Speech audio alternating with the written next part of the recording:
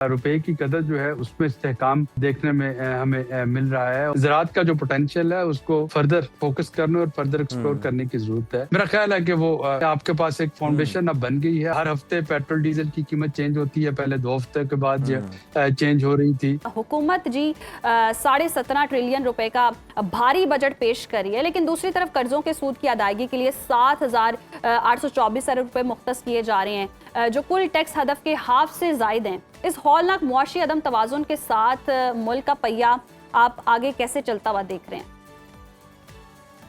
जी बहुत शुक्रिया। पहले तो हम जो कल इक्तिसादी सर्वे पेश हुआ उस पर बात कर लेते हैं। वो प्रोग्रेस रिपोर्ट होती है, रिजल्ट कार्ड होता है जो इस वक्त रवा माली साल का जो बजट है उसका, कि इस वक्त जो हमारी प्रायोरिटीज थी, अगर उन पे जो पैसे खर्च किए गए उसका नतीजा क्या निकला। हमें ये यकीनन काफी खुशाइंद है कि अगर ये बहुत हौसला अफजा नहीं रहे हमारे नंबर्स, तो ये मायूस कुन भी नहीं है। हमने जो रवां साल का जो आगाज किया था, वो एक जंग जो हम पे थोपी गई थी, उसको जीत के किया था बनियारुल मरसूस के बाद। और उसके बाद फिर हमने 2025 के फ्लड्स का सामना किया।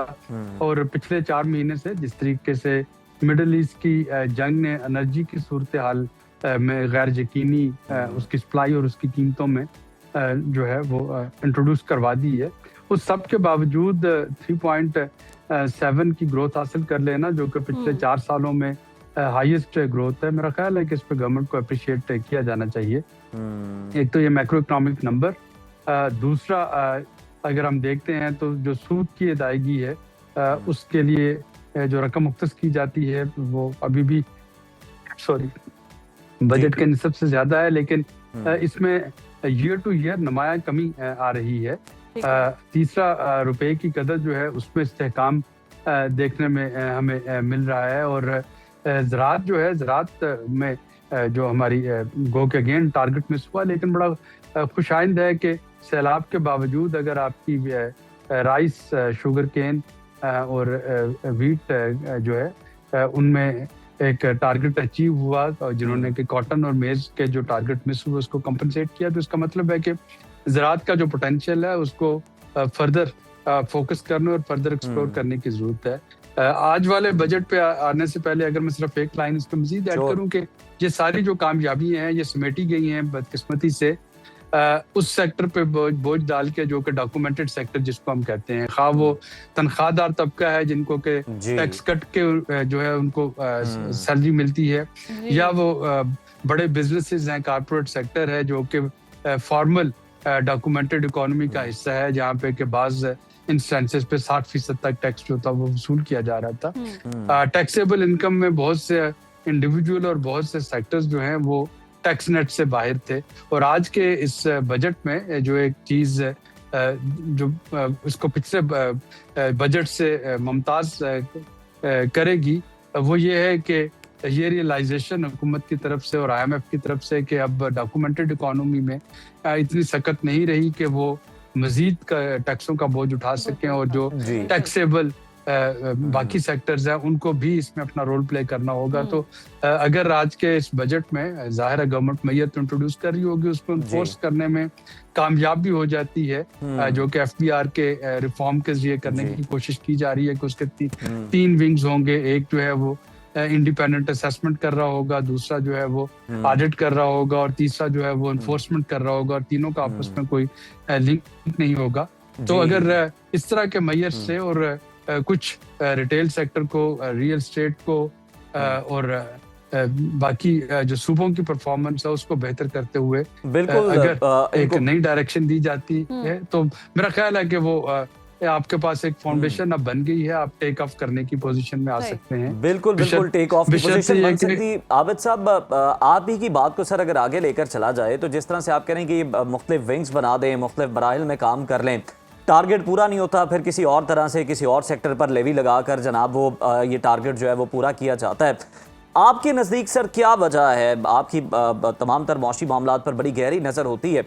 हुकूमत जो मौजूदा, जिस तरह से आपने भी बात की है कि जनाब जो पहले से टैक्स नेट के अंदर है उन पर बोझ डाल रही है, जो कि अब मजीद सख्त नहीं रखते, क्या वजह हुकूमत टैक्स नेट वसी नहीं कर पा रही? हम देखते हैं कि ऐलानात होते हैं कि जनाब ताजरों से फी दुकान इतने इतने पैसे लिए जाएंगे, फिर वो फैसला भी वापस ले लिया जाता है। तो ये टैक्स नेट वसी क्यों नहीं हो पा रहा आखिर? देखिए, इसमें दो तीन फैक्टर्स हैं और सिर्फ ये मौजूदा हुकूमत या पीडीएम हुकूमत या पीटीआई या पीपल्स पार्टी या इवन जो हमारे पास मिलिट्री दौर भी जब रहा, तो सबको एक जैसा चैलेंज है। आपको देखना ये होगा कि आप किनको टैक्स नेट में लाना चाह रहे हैं। आप रिटेल सेक्टर को या जो होलसेलर्स हैं उनको टैक्स नेट में लाना चाह रहे हैं। हमें पता है कि ताजरान जो हैं और रिटेलर्स जो हैं वो एक आपकी शहरी वोटर्स का जो है वो एक बड़ा हिस्सा बनाते हैं। माजी में उनको पीएमएलएन की कॉन्स्टिट्यूएंसी भी कहा जाता था। बिल्कुल। जो बड़े जिम्मेदार जिन पे के टैक्स लगता है, अगर आप उनकी बात करते हैं तो वो कहाँ पे हैं? वो जनूबी पंजाब में है या सिंध में है। वो पीपल्स पार्टी का उनको वोट बैंक जो है वो समझा जाता है और कहा जाता है। रियल स्टेट की बात करते हैं। रियल स्टेट एक इजी इन्वेस्टमेंट अपॉर्चुनिटी है। पाकिस्तान के हर पाकिस्तानी जिसके पास कोई 4 पैसे उसने जोड़ रखे हैं, उसकी कोशिश होती है कि एक फाइल खरीद ले, क्योंकि उसके अलावा इन्वेस्टमेंट की अपॉर्चुनिटी तो आपके पास बची कोई नहीं। तो वहां पे भी टैक्स लगाना जो था मुश्किल था। और सबसे बढ़ के जो एनफोर्समेंट के मसले थे, क्योंकि अभी जो नई पॉलिसी आ रही है वो एफबीआर को 3 हिस्सों में तकसीम करने की है। उससे पहले ये है कि एफबीआर ही आपको नोटिस भेजता है कि जी आपकी जो है असेसमेंट उसके मुताबिक टैक्स इतना बनता है। फिर एफबीआर उसी ऑफिसर के पास आप अपील लेके जाते हैं और वही ऑफिसर फैसला सुनाता है कि अच्छा जी आपको टैक्स लगना है या नहीं। और वहाँ पे कनाइवेंस और जो मिसयूज ऑफ पावर्स है वो काफी हद तक हो रही थी, जिसकी वजह से एनफोर्समेंट वीक थी। अब अगर इन तीनों शोबों को अलहदा कर दिया जाता है और इनका आपस में अगर कोई ताल्लुक नहीं रहता, तो ये एक अच्छी चीज होगी ट्रांसपेरेंसी लाने के लिए। और ये तो अच्छी चीज होगी। अल्टीमेटली आवाम की अगर हम बात करते हैं, जब भी बजट आता है आवाम सिर्फ यही तवक्को कर रही होती है आवाम को, क्योंकि ये जमा माइनस तफरीक ये सब समझ नहीं आ रहा होता। ये कैलकुलेटेड बातें जो हम कर रहे होते हैं, आवाम के मुफाद की बात ही हर कोई चाहता है कि वो करे और आवाम यही जानना चाहती है आवाम के लिए क्या रिलीफ मिलेगा। आवाम को अल्टीमेटली पेट्रोल जो है वो महंगा नहीं चाहिए, बिजली सस्ती चाहिए, टैक्स इतने ज्यादा ना हो, गुजारा कर सकें, अपने बच्चों की तालीम के हवाले से अच्छे से पैसा खर्च कर सकें। तो उनका लाइफस्टाइल बेहतर होगा या नहीं होगा, या महंगाई में इजाफा होगा और वो मजीद पिसेंगे? ये अवामी सवाल है और अवाम यही जानना चाहते हैं। जब हम अवाम की बात करते हैं तो जो चीजें उनको पिंच करती हैं वो वफाकी बजट का हिस्सा नहीं होती हैं। मुझे आपको पिंच क्या करता है? बिजली के बिल, गैस के बिल, पेट्रोल की कीमत, डीजल की कीमत। और ये चीजें जो है ये आपने देखा है कि जब से जंग शुरू हुई है हर हफ्ते पेट्रोल डीजल की कीमत चेंज होती है। पहले 2 हफ्ते के बाद चेंज हो रही थी। अभी इस बजट से जो एक और चीज आप देखेंगे कि गैस के बिल जो हैं वो साल में 2 दफा रिवाइज हुआ करेंगे। पहला जो रीबेसिंग है 1 जुलाई को होगी और फिर जो है वो 1 जनवरी को होगी। बिजली के बिल जो है उनको क्वार्टरली रीबेस करना होगा। तो ये चीजें तो बजट का हिस्सा नहीं है। जो चीज पिंच करती है वो जीएसटी है कि किस किस चीज पे लगी, किस चीज पे नहीं लगी। ज्यादातर चीजें जिन पे एग्जम्पशन थी वो भी खत्म हो रही होगी इस बजट में। हुकूमत ने ये जो एक डिले था बजट पे अनाउंस करने में, आईएमएफ के साथ जो मुज़ाकरात चल रहे थे, एक वजह तो सूबे और वफाक की नेगोशिएशन थी और दूसरी वजह जो है वो आईएमएफ के साथ वफाकी हुकूमत की नेगोशिएशन थी कि किन चीज़ों को जीएसटी लगने से बचाया जाए। आज हमें पता चल जाएगा कि हुकूमत कितनी कामयाब रही, लेकिन ज्यादातर चीजें जब उन पे जीएसटी लग जाएगा तो जाहिर है कि 18% महंगा होने से वो चीज पिंच करेगी। दूसरी चीज जो है वो टैक्सेस, सैलरीड क्लास पर टैक्सेस है, उस पे मेरी इतला के मुताबिक शायद कुछ खुशखबरी होगी। कुछ स्लैब जो है वो 6 से 8 की जा रही है। सरकारी मुलाजिमीन जी, सरकारी मुलाजिमिन के अलावा और प्राइवेट भी आपको भी जो सैलरी जो है वो टैक्स कट के अगर मिलती है तो वहाँ पे भी जो है वो कुछ स्लैब्स में रद्दोबदल करने की हुकूमत जो है वो कोशिश की है उन्होंने।